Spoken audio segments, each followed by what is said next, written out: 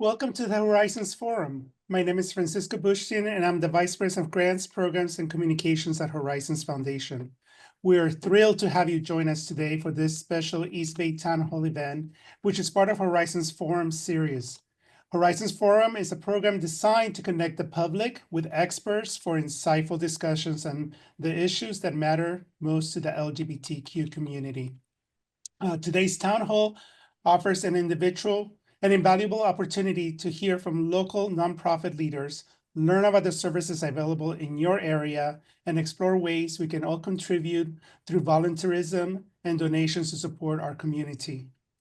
During these challenging times, we definitely need to come together, strengthen our bonds, and discuss how we can continue to uplift and empower each other. We are excited to be joined today by Lasara Allen from Pacific Center for Human Growth in Berkeley, Joe Hawkins from the Oakland LGBTQ Center in Oakland, Jorge J.C. Chamorro from Rainbow Community Center of Contra Costa in Concord, and Mateo Sanchez from Oasis Legal Services in Berkeley. All these organizations operate across multiple counties in the East Bay, in many cases beyond. In the interest of time, we'll skip formal introductions to dive right into our discussion, and I encourage you to learn more about each organization and our panelists by visiting the Horizon San Francisco Bay Area LGBTQ Organization Directory. So let's get started. We all know too well that undocumented LGBTQ individuals face a dual set of challenges due to both their immigration status and their sexual or gender identity. So Mateo, Oasis Legal Services has been and is at the forefront in helping folks navigate the unique challenges undocumented LGBTQ individuals are facing in light of federal policy changes that impact both their immigration status and their LGBTQ identity, especially their safety. My question is more about how are undocumented LGBTQ people maintaining or leaning into their resiliency and continue to organize for the right to seek asylum, especially when facing fears of deportation and discrimination? Yeah, thank you for that question, Francisco.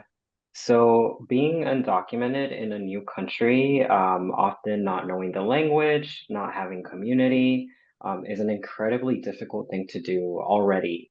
For LGBTQ plus people, there might be that extra layer of finding queer-friendly spaces. And all of this is hard regardless of what policies are in place. Asylum seekers, especially, are fleeing their countries of origin due to violence that is directed at them, either because of their sexuality, gender identity, or even their HIV status. And so I'll say undocumented LGBT people maintain their resilience because they have an immense will to live and incredible strength. And that same strength helps them navigate a system that unfortunately, an immigration system that is often hostile and dehumanizing. Um, so to answer your question of how undocumented people maintain their resilience is the same tactics that have been used for so long, and it's not necessarily new, though it might be more pronounced now. By building strong connections, grassroots support networks, relying really on community-based advocacy. Um, One key way that this happens is by organizing in the form of peer-led support groups where people can share resources, legal advice, and emotional support with each other. At Oasis, for example, we've seen time and time again our clients not only fighting for their own asylum cases, but also uplifting others that are in the positions that they might have been years or even a few months ago, and helping newly arrived immigrants to find the resources that they have now found. Housing, mental health services, things like that, even helping people obtain employment. Um, Another way that people lean into the resiliency is by telling their stories, which can be a really powerful tool, not just sharing your lived experiences with others, but I mean, that can be really liberating in itself, but collectively, I think either sharing through our social media, public speaking, or whatever it may be, undocumented LGBTQ individuals challenge misconceptions just by existing and by telling their stories. And that can and often does lead to policy change. And many of these individuals are also at the forefront of advocacy efforts, despite any potential risks that they might be facing. Um, and I'll share one more, but I just wanted to say that resiliency can be a complicated word, just because I think often I mean, and it can be a compliment towards people, but it's often people that don't really have a choice. Like what it really means is that people are resilient because they're being attacked or because they have to be. And so I think that that's important to name. Um, but resiliency is not just about surviving, right? It's also about reclaiming joy and hope and um, the, I think, uh, having like the audacity to dream for of a better world. And so I think more than surviving, I've also seen through like community celebrations, cultural events, and spaces that not only affirm but celebrate people beyond their immigration status. I think that's equally important and an important part of the resilience as a reminder of people being more than like the trauma and the hardships that they face. But yeah, their strength and the fact that they're more than that, more than the pain, artists, organizers, and leaders in our communities. No, thank you for saying that. And just to add, it reminds me of, that when we think of the undocu-queers, right? It was the DACA folks, the queer students that actually took that moment to that movement to a whole other level. Mhm. And I think it reflects part of the DNA of LGBTQ people that will come together. Um, let me turn it, and I have a follow-up question, but I'll ask it at the end of you, Mateo. Let me turn over to the centers. And I always often said that LGBTQ centers are absolutely vital in fostering a sense of community and providing crucial resources. They truly serve as hubs of our community and are often, when you think about it, the first place individuals turn to when seeking services or yes, connections. Now, in the East Bay, we are fortunate to have three LGBTQ centers, not one, but three, two in Alameda County and one in Contra Costa County. These centers offer a variety of services, including programs for youth and elders, health and wellness initiatives, and opportunities for community building, just to name a few. So with that, let's dive into our conversation with the three centers here. And my first question is going to be the same question for all three of you. So let's start with the Pacific Center based in Berkeley. And I know you'll serve, Alameda County, north part of it, parts of Contra Costa and beyond. But what are some of the biggest challenges the Pacific Center is facing right now? And how are you all finding innovative ways to continue providing essential services to the LGBTQ community? Thank you, Francisco. I'm going to talk about three challenges that we're facing. The first one that I want to talk about, though, is actually kind of also a blessing. There are continually more people coming out of the woodwork who are queer, who are looking for services. Our people are looking for each other, and that's really a wonderful thing. And one of the ways that I think that we find resilience, and as Mateo said, reaching out and finding community and making strong connections. So on the flip side of that beautiful upsurge of energy is the fact that we have an unending level of need in our community and only so much resource to spread around, whether it's time, money, energy, services, whatever it is, finite resources. So that is a challenge. And add to that the Proposition 1 situation in California, which is kind of a soapbox issue for me, but I'll just talk about it for a second, just to say that the money that was funding prevention-based services is now being funneled to downstream impact services. So the money that has funded our center, for example, for quite a long time is now transitioning to funding substance use disorders and homeless services, which both need to be funded absolutely. I just wish that we could have found a more creative way than taking away prevention dollars to make that possible. So I would say that is one of the challenges that we're facing as a center is really severely shifting funding landscape in California. And then finally, the third one that I want to mention is, the third challenge is, the hatred that's being like spewed toward trans folks at the national level is trickling down, right? And not in a good way. It's landing in our neighborhoods. It's landing in our families. And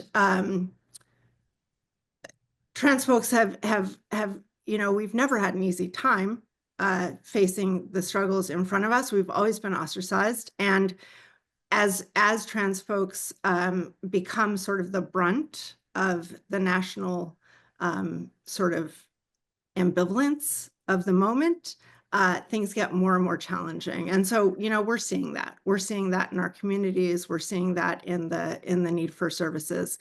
And we have ways that we've responded. And I know we'll get to that soon. But those are the three challenges that I'd like to highlight.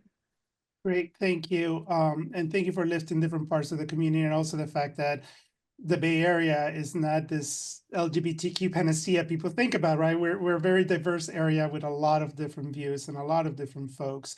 But Joe, I'm sorry, JC, actually, let me move to you up in Contra Costa. We're gonna go around the East Bay.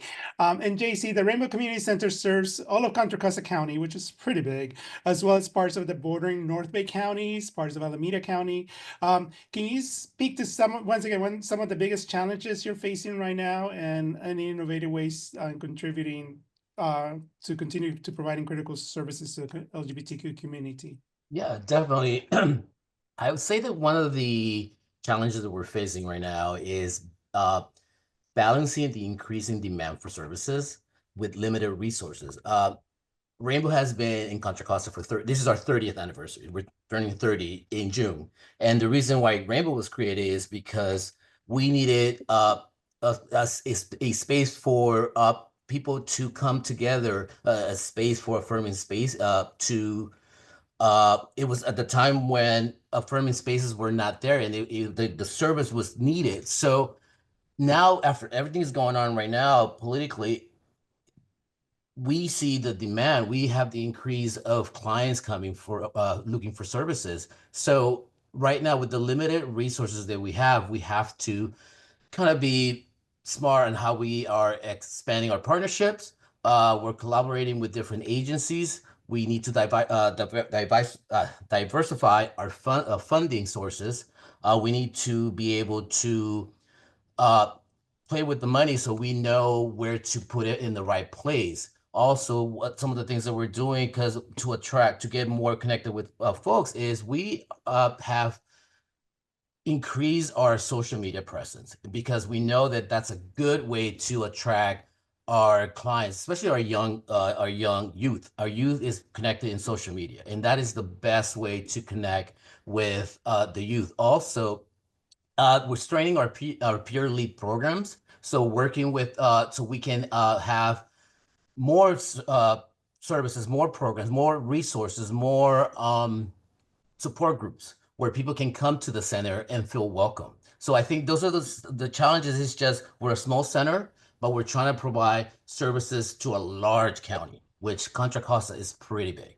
So that is the challenges, but we're trying to work together and we're meeting and we're connecting with other agencies just so we can continue this mission that started 30 years ago, which as we all know, this is a critical time right now.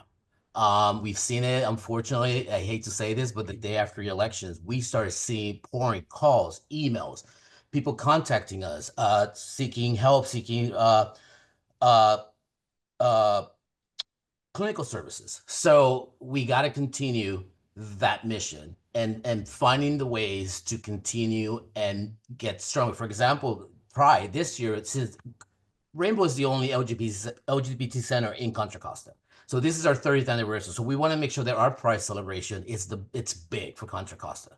just because we want to make sure to people say, here we are, we're queer, and like we want to be loud. So that's one of the things that we want to make sure that this year it's bigger than ever, because this is the right time to do it.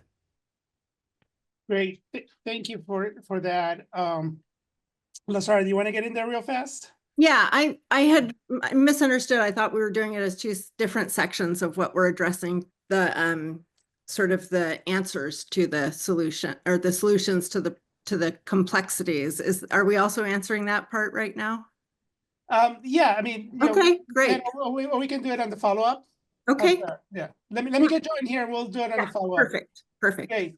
Joe, so Oakland LGBTQ Center at Lakeshore, and it's 5 other sites actually throughout Oakland. You know, serving the city of Oakland, Southern Alameda County, which is also, you know, it's a huge county, and definitely beyond. Also, can you tell us some of the challenges you're facing and some of the innovative ways or approaches you might have had to implement since the election?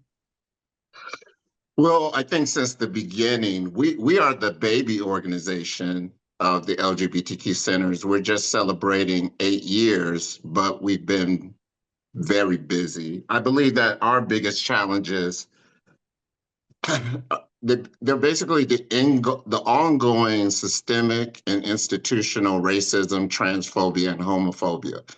Those 3 issues impact one's ability to attract resources, to, you know, just to keep the doors open. You know, if the sheer, right now in Alameda County, Black men are in the state of California, we are the majority of the homeless population. Yet I've learned in Alameda County that they have given back over $3 million worth of HOPWA dollars, housing opportunities for people with AIDS, which would directly impact the LGBTQ community, unused. We just recently got from Alameda County the first LGBTQ needs assessment. And when you compare the amount of dollars that they give to LGBTQ organizations, it is appalling. Literally, our house is on fire. And I think it has to do with racism, transphobia, and homophobia.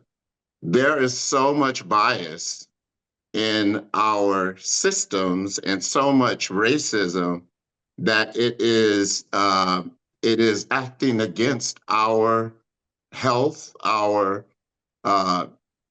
sense of community. You know, when the Oakland LGBTQ Community Center opened, we were the only major city in the state without a community center. And what that says to me is that everyone who wanted to open a center was dancing around Oakland. They were like, not Oakland.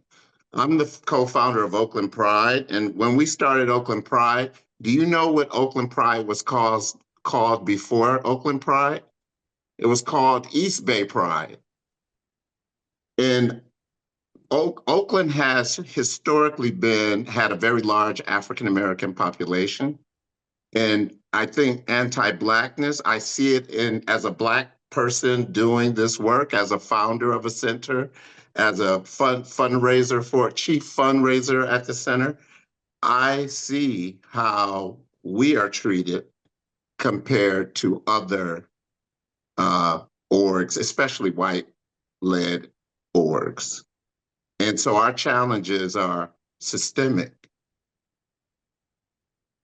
Well, thank you for uplifting that, and you know, and Oakland has a history. Let me put it that way. And by the way, Joe, your camera is off. Yes, FYI, you can leave it off, but just wanted to let you know. You know, I didn't want to be off. I wanted to be on. I didn't want to interrupt you, but Lazara, let me turn over to you to the second part that we're talking about, some of the innovative ways, and Joe, I'll bounce it over to you after that. Excellent. So, obviously this is the more fun part of the question. And at the same time, they kind of feed into each other. I think that the primary thing that we need to do or can do for ourselves right now and for our communities and for our families is to continue being ourselves unabashedly, to continue showing up as exactly who we are, in as many places as we can, as long as we feel safe doing it. To be aware, or as long as we're willing to take the risk that is inherent, right? Because sometimes safety is off the table. So that's the first thing. So being ourselves, just continue being ourselves. The second for me is reaching out to community and strengthening our community bonds. That's where community centers come in. That's where our family connections come in if we're in, if we have family units. And we're stronger together. Like, none of us are going to get through this this next period of time in a vacuum easily. And so, and we also, I think we're all still healing from the COVID isolation too, and like relearning how to make those connections again. And they're so essential right now. And the third thing that I think we need to do is that we need to fight back. And some of the ways that Pacific Center has been doing that is, that we have been offering some workshops for the community that were not part of our curriculum before. We launched a community-based workshop program just after the election. We offered a direct action training. We offered a medic training. We offered a self-defense training so that folks would feel safer just walking by themselves in the streets. We offered a Know Your Trans Rights training with advocates for trans equality, and we'll continue doing things like that for our community. We need, in my estimation, to remember the 80s and the 90s and, Queer Nation and ACT UP. And we need to start having kiss-ins and die-ins and sit-ins and, doing all of that again until we are getting the care that we need. Like Joe was talking about, we need more resources allocated to our communities. And again, to go back to Prop 1, right? We need to find where that money is going to come from that's going to replace that MHSA funding. All of us do, right? And so our community needs the resources, they need the support, and we need to make ourselves a nuisance again. I really believe that. To that end, and in a fun way, Pacific Center is launching Berkeley Pride this year as a street fair. So we're very, very excited about that. We're still finding the location, but it'll be in downtown Berkeley, and it's going to be a really sweet, wonderful event. We're highlighting East Bay performers, East Bay talent, and East Bay vendors. And it's going to be very a sweet time where we will also have an opportunity to be visible and resist and do it in community together. No, thank you for that. And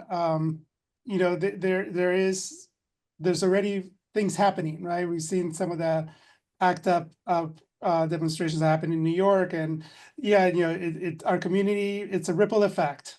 So, more to come.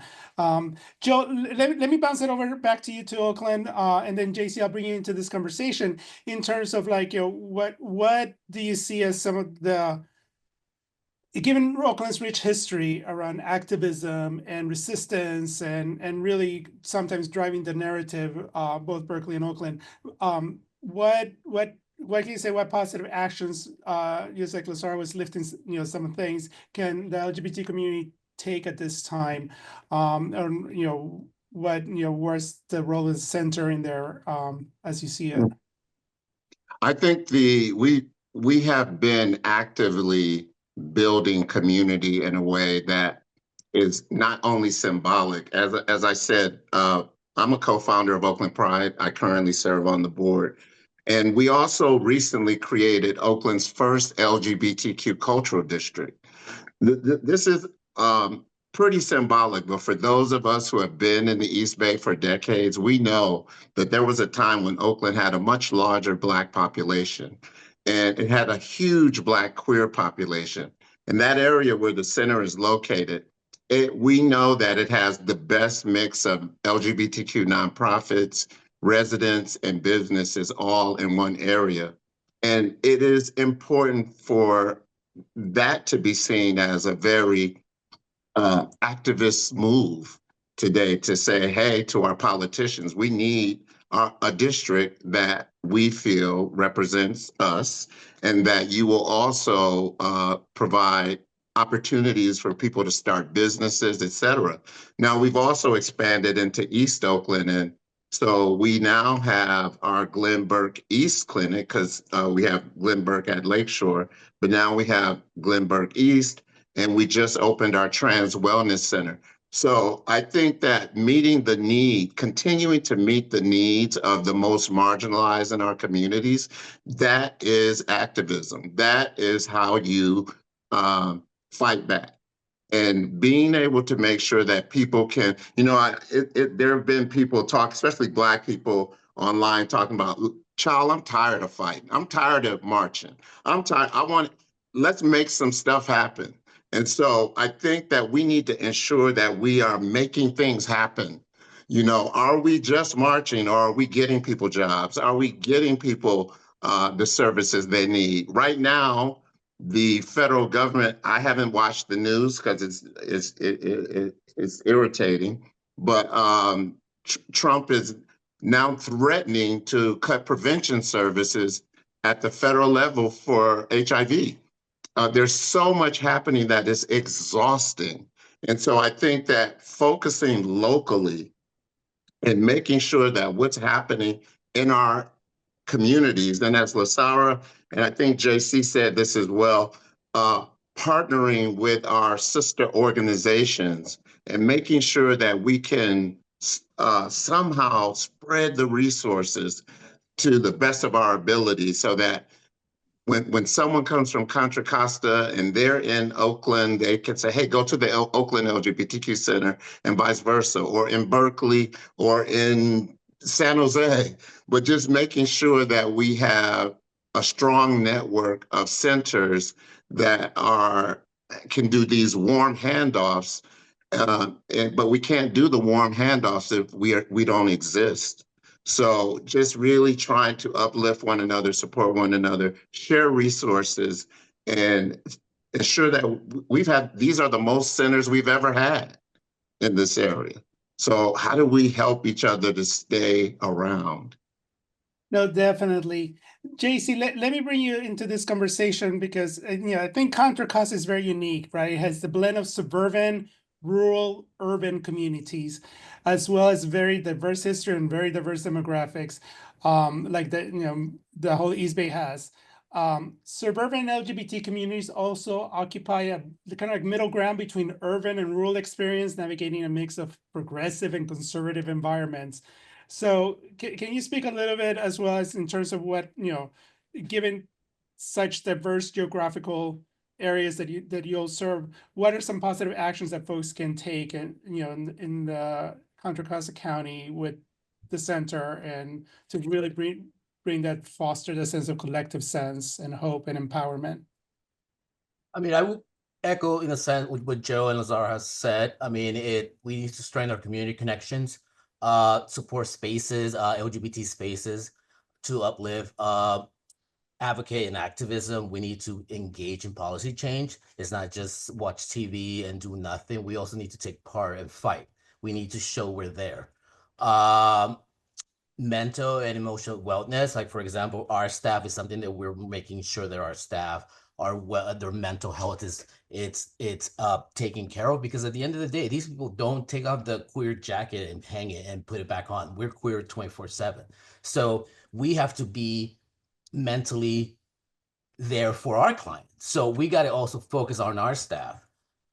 Education, believe it or not, after DEI and all has been canceled, we've received so much requests from agencies and other businesses. They want to learn about the LGBT community, how to handle students. We've gotten a lot of requests from schools. So that has increased for us, which is great, because then we see there are other agencies out there who are not aligned with what the government wants. They believe in something where they know how important this is. So that's great to see, because when we were shocked, just surprised, was like, well, great. All the community wants to learn.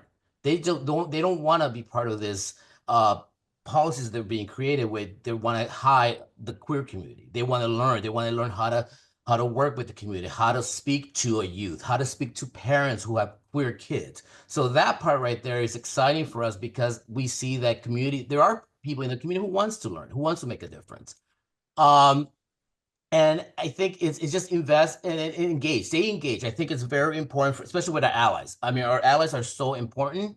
And I think it's so important that we all stay together so we can strengthen the centers. And like Joe says, like someone from Contra Costa needs to go to Oakland, there's a vice versa. We're doing the same thing. So if we have clients that can benefit from the Oakland Center, hey, please go to the Oakland Center. If you can benefit from Contra Costa, the same thing, because we're all doing the same mission. Thank you for that. Matea, I want to bring you in. I did not forget about you. So, in terms of Oasis, Oasis definitely, right, you all specialize in legal services, and also, helping clients navigate what other services they may need. But can you give us some examples of solidarity or support from the broader LGBT community for undocumented LGBTQ individuals, whether it's community members or other LGBTQ organizations? Because it does take a very rich ecosystem in order to be able to provide services, especially for folks that are undocumented, who are really frozen out of accessing most services that other folks can. Sometimes, going through all the barriers to access the services, can access them. Right. Yeah, thank you. I'm actually really excited to be on this panel with all the LGBTQ centers, because and the response from like local organizations and advocates has been crucial to doing what you just said, ensuring that undocumented LGBTQ individuals aren't forgotten, that they receive the support that they need. And a really powerful example of that is from queer centers, creating safe spaces specifically for this demographic. And there's an implied intersectionality, I think, sometimes, that we understand that immigrants are in different spaces, but I think it's important to recognize that sometimes mainstream LGBTQ plus spaces don't necessarily feel accessible to those without legal immigration status, or it's not really clear um, how they are. It's not, we're at a time where it's not enough for it to be implied. And I think that's what's important, and what I want to stress for organizations and also for individuals, to be loud about being pro-immigrants. And it's hard because it's risky, right? But stand on it. Like, it's, again, like, you can't just assume, and because something is like queer friendly doesn't necessarily mean that it's going to be friendly to a person who holds other identities that's not just queer. So on a broader level, I think I've seen, it's a very interesting time to see who your allies are, because there are some organizations that are very deliberate about speaking out against harmful immigration policies, and acknowledging that the fight for queer rights is not sufficient without immigrant justice. And yeah, with a rise of anti-immigrant, not just legislation proposals, but sentiment, it means being loud. And some people have really, for example, like mobilized and like fundraised for legal fees. Immigration processes are costly. So making sure that our undocumented community members are supported in that way as well. And actually, I recently learned about this new term, and I don't know how many of you will have heard of this term, but you might have heard of sanctuary cities. San Francisco, for example, is a sanctuary city, meaning that local police won't cooperate with immigration officers if they request help to locate somebody. In essence, what it tells people is that that city is safe for undocumented people. But the term that I learned was sanctuary people, and what it means to be a safe person to undocumented people. And I think it really comes down to a commitment to solidarity, building meaningful relationships with your communities, being willing to support the most vulnerable when it really comes down to the danger and uncertainty.